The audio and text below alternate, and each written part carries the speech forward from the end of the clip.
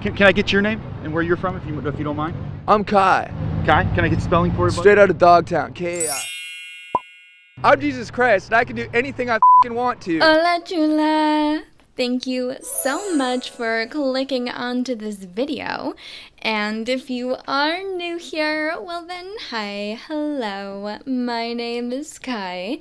And if you're coming back to my channel, well then, that is a miracle in and of itself. And it's great to see you, babe.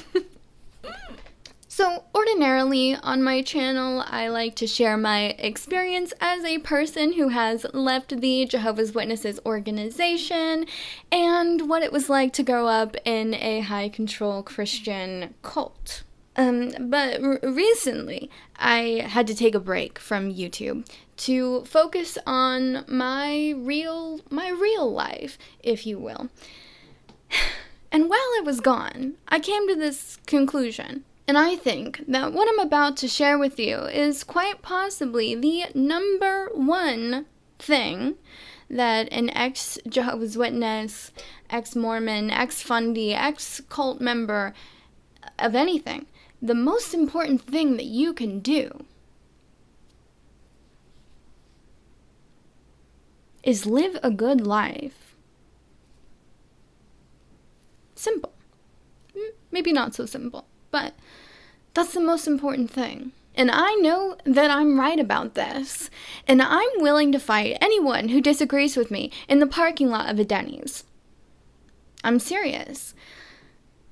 Living well is the best revenge, as they say, and I got to the point where I recognized that my life was kind of in shambles, and I needed to fix that. Because to me, it seems like if you're going to come on here or anywhere and try to talk about your ex-Jehovah's Witness experience and try to get people out of Watchtower and everything, and that's what you're so consumed by, that's what your life has become, then didn't they kind of win?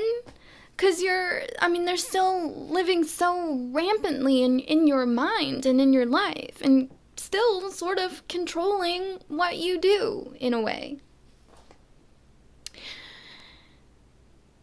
So I guess I just didn't see the point in putting so much effort into being an activist when my life post-Watchtower, because being an ExJW is not my life, the rest of my life was sort of suffering, in a way. This is something that I've talked about on my channel pretty extensively, that your life should be the best life, and you should be living, maybe not necessarily in spite of Watchtower, but maybe in spite, despite, for sure. So it felt so disingenuous to me to routinely come on here and say that if your life isn't this is your only life. This is your only life. And if you're not making it the best, then you're wasting your time. And how was I going to say that? And then in my life, I turn around and I'm like in pain, So yeah, I couldn't do that anymore. I couldn't honestly do that, and that was a harsh realization for me, but I'm glad that I was able to have that honest assessment of my life. The next portion of this video is going to be rather sensitive, and I'm going to be talking about some really seriously mental health issues. If this is not your jam, not your thing, you're not in a space to hear that, then yeah, please do anything else. And if you're here, then I guess you're here, and you know what you signed up for. As always, I want to put the disclaimer that this is nobody else's burden. This is purely my own. I am a person who goes to therapy and takes medication, so I'm certainly addressing these issues in my life. And I think I'm really just talking about this because I think it's something that people sort of shy away from being fully transparent about. I don't fully understand why, but here I am. Welcome to your representation. Nobody asked me to represent us, but here I am. Sorry, that's the part of me that's European. I have anorexia, and I have for like 10 years, since I was 15 years old, and that's a lot of my life, right? That's a decade of my life. I feel like I've had moments of clarity throughout the last decade where I realized that I was hurting myself, and that if I really wanted to be a certain weight, then I had to get there in a healthy way. I was aware of that at some points, but then like the delusion sort of starts to come back in, and I believe all of this bullshit that I tell myself. And it took me a really long time to become aware as to how delusional I was, but also how deceptive I was being, not just with myself, but with pretty much everyone in my life, and to an extent, you guys too, but much, much, much less extent. I think I'm far enough into this recovery process that I have enough hindsight, as to why this all happened. And like I said, I've been in therapy, and I've been in therapy for almost a year consistently. But it's never really been something that I was able to talk about because I just felt so ashamed and insane. Yeah, I felt like if I tried to actually communicate the real problem that I have, it sounds crazy. And it is. It's not a rational thought process at all to not eat. And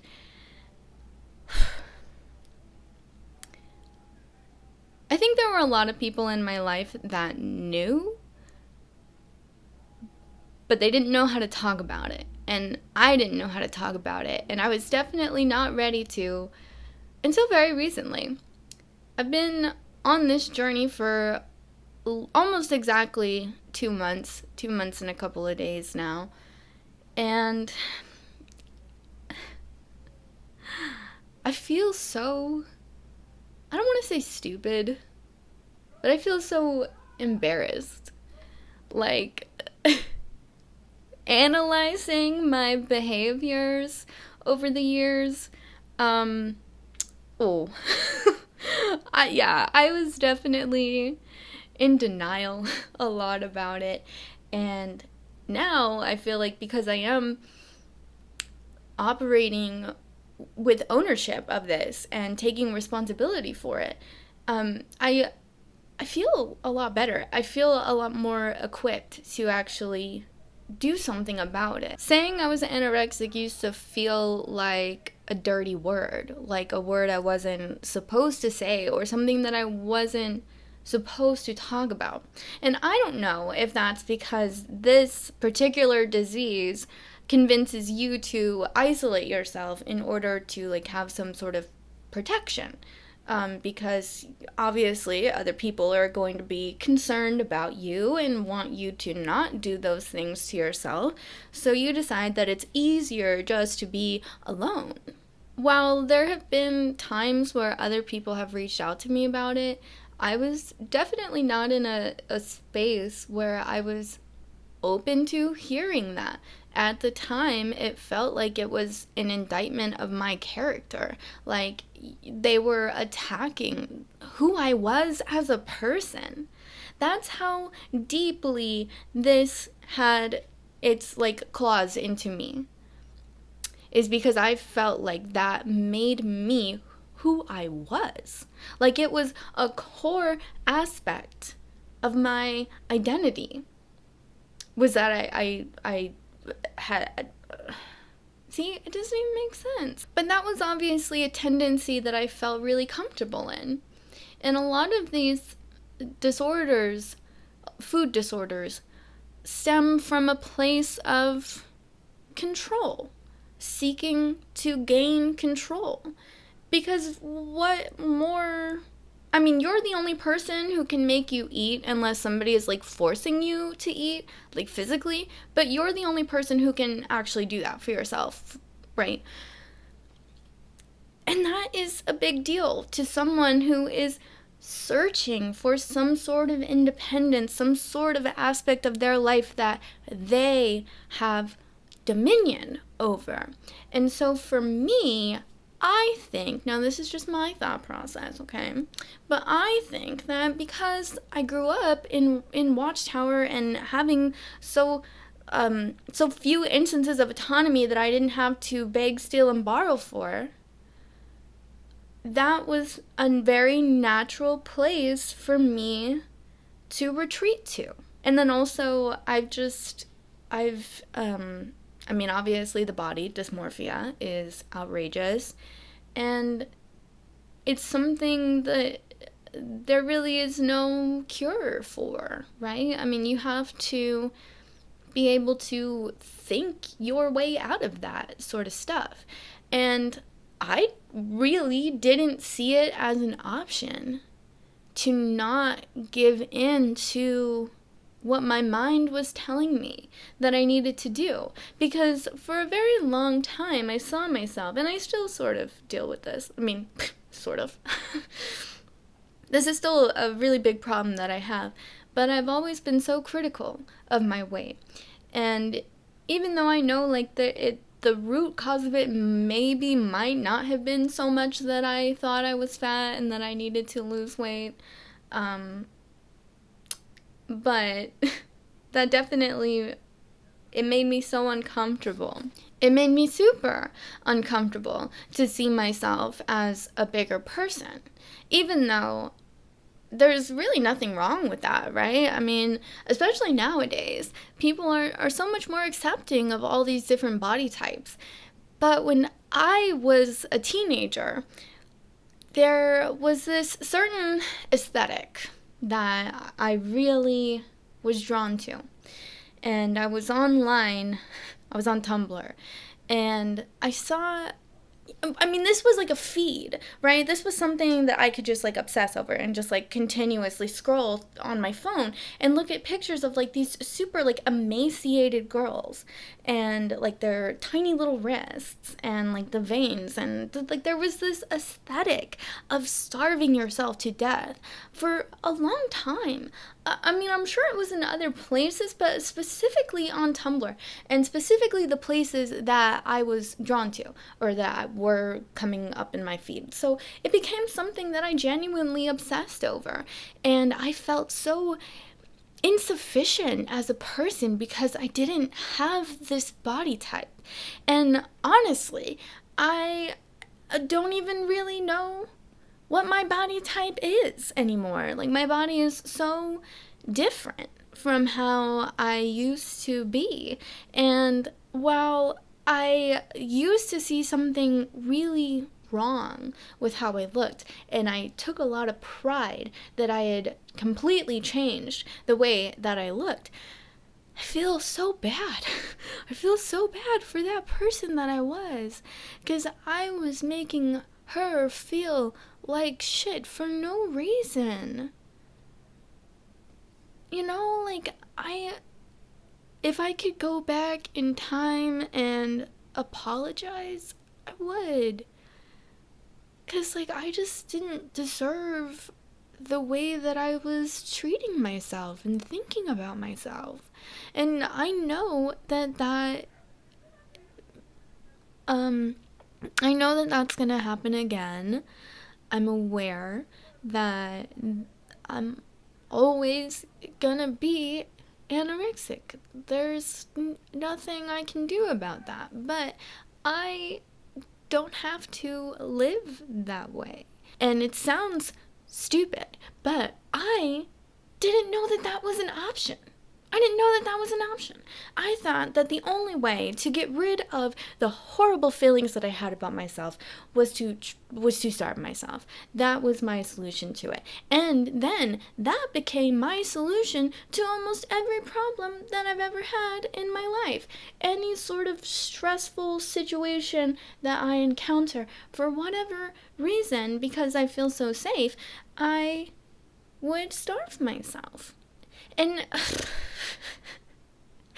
here's the thing that really gets me about all of it, is that I had so many, like, ancillary problems. What I thought were ancillary problems.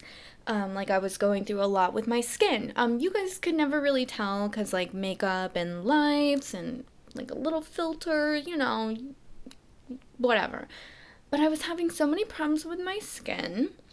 I felt like my hair was dry and too coarse and would just get, all, just, it was just unmanageable. And, like, my clothes, I was always having to buy new clothes because nothing fit me right. And I didn't know my size. All of these little itty-bitty problems, the way I felt so tired, the way I looked so tired, the way I felt like I was aging so much faster than all of my peers. Because I wasn't taking care of myself. And so when I started taking care of myself, I saw all of these things change. My skin cleared up. My face came back to life. I got color in my skin again. My hair softer, like butter. This is not all of my real hair, but the hair that I do have is fabulous. Okay? And just, it's so much. I have energy. I'm happy. I'm joyful. My relationships are so much more fulfilling to me now, because there used to be this ugly barrier between me and all of the people in my life. Regardless if I believed it to be there or not, it was there. Because this was a line. It was a line in the sand that you can't cross, because this feels uncomfortable to me. And that line was, I'm gonna do this for the rest of my life, and if you're uncomfortable with that, you can't accept that, then you can't accept me. And so no matter how much I loved someone, no matter how much I cared about someone, they would always hit this wall. And I've lost a lot of people in my life because I was unwilling to drop it. I was unwilling to let that go. But I finally, I don't know, maybe it was just like the perfect intersection of where I am in my life right now. And I've been reflecting on this a lot, because I feel like 10 years is really significant, and a lot can change in 10 years. And I know that I have grown to be the person that I always wanted to be, the person that I used to fantasize about, the person that gave me the strength to keep going through what I was going through at home when I was a kid, And so now I feel like I am that person, but I still owe it to myself to take care of this, to fight this before it actually results in me losing my life. Because that is the only outcome. That's the only thing that could possibly happen. Is if I kept going that way, I was gonna die way before I was supposed to. And that was never as tragic to me than it is now. Because I feel like before I didn't have things that I was hoping for. I didn't have things that I was fighting for. But now I do. I have a whole life that I built for myself. I have people that I love, that I care about, and someone that I am so deeply in love with. And the thought of missing out on all of these wonderful things because of this horrible thing that I'm doing to myself, this addiction, felt stupid. It felt insane. I was like, why am I doing this anyway? And I just felt like it was time. It was time. And when I was able to recognize that, I decided to do something about it. So what did I do? Well, I took myself to an OA meeting, which is like the AA of eating disorder issues, okay? And I'll tell you, I had a lot of apprehension to do this, but the fact that I was willing to do it meant that I think I had finally kind of hit rock bottom. And, okay, so I go in, and I was super nervous, but everyone was so nice. And there were, like, quirky things about it that sort of, I don't want to say triggered me, but it hurt. I felt a tinge. Because they call them meetings, right? It's a support group meeting. But, and that bothered me. It bothered me at first, because that is also what they call, like, sermons or services at the Kingdom Hall. They call them meetings. And so I felt like a little like, oh, I don't like that. But then I was like, I use the word meeting every day at work. I am in a meeting all the time. And it doesn't bother me there, so why would it bother me here? And I think that is definitely still the addiction saying, oh, actually, this is bad for you. Actually, this isn't going to help you. It's going to make it worse. Girl. So I decided to keep going, and I've been going every week for however many weeks are in 60 days. Yeah. And I've just felt like, I mean, that's the only tangible step I've ever taken to get better, to get help. That's the only thing I've ever done. And so it feels so much more real to me this time, because I can see my progress. I can see how far I've come. And it's only given me the motivation to keep going, to see where I could end up, who I could end up being. And I'm hopeful for the future. I'm hopeful to see good things. I know good things are coming. I was just so lost. It was chaos. My life was chaos. Even though it seemed like I had everything together, I was living in chaos. I had just become numb to all of the horrible, the pain in my stomach and in my body, and how tired I was and dizzy and couldn't think straight. I had convinced myself that that was the optimal state of my body, that's when I felt like I was at my best. Like I was at my best when I was literally at my very worst. And I can confidently say that since I have been making a conscious effort to get more calories, eat, at least twice a day, and have more food than I even think I feel comfortable having. I have learned that being uncomfortable is the only way that I'm going to get through this. And it's scary. It's still scary. I'm still scared. But I'm going, and I have enough evidence now to say that this is so much better than I have been in 10 years. I'll show you guys my little chippies. Sorry, my nails are hideous. But this is my welcome.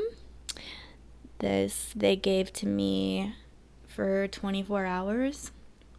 Being abstinent, not willingly starving myself.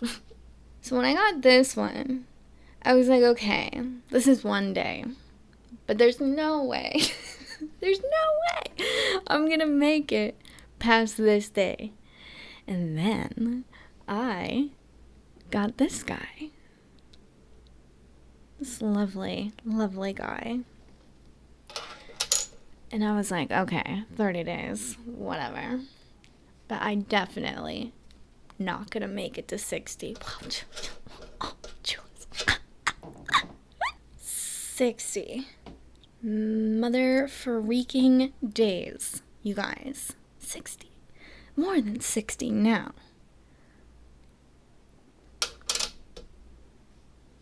I did that. I did this. And I know for a fact that I am going to make it to my 90 days. And then I'm going to make it to 4 months, 5 months, 6 months.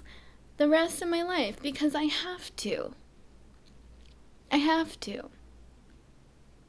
If I don't, I will die. That is literally the gravity of it. And I knew that. I knew that it wasn't right. But I convinced myself that it didn't matter. But it does. It absolutely does.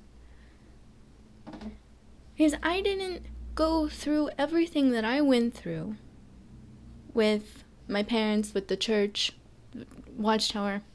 I didn't go through all of that to come out the other side of it and to still be willfully miserable. But I say all of this to say that living well is the best revenge. Learning to enjoy your life again is the most powerful thing that you could do. People in our situation, that's the most important thing that you have to do. And I would say that you should always put that before you reach out to other people or you try to help other people. Because it's even like when you're on an airplane and they tell you, like, oh, in the event of a crash, the oxygen mask will fall down and you should fix it yourself before attempting to help other people. You have to put your mask on before you can help anyone else. So if your life, you've got problems running amok, problems that are within your control to change, then I think that needs to come first. Okay? That's all I'm saying. That's why I took a break. So that I could focus on my life. And so that I could actually come onto this platform, if ever I should choose to come back the way I was, and actually be a representation of the things that I say. You only have this one life. I only have this one life.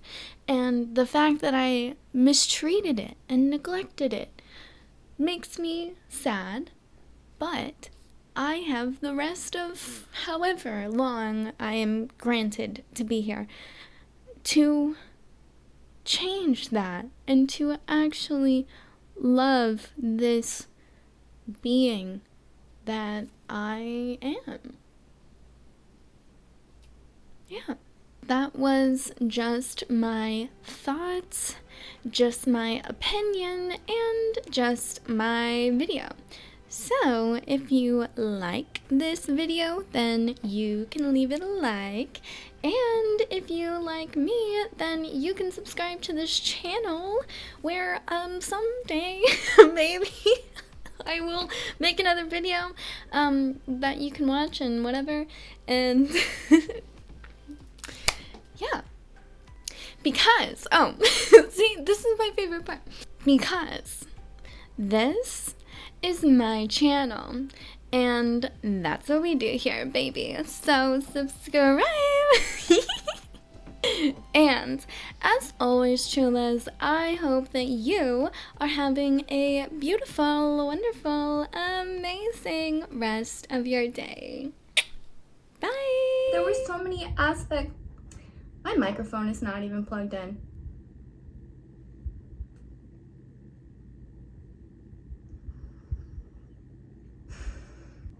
I'll be right back. Ooh, is it on? Let's make sure it's on. Okay. Woo! Let's be honest, you guys never came here for the production quality. Did you miss me?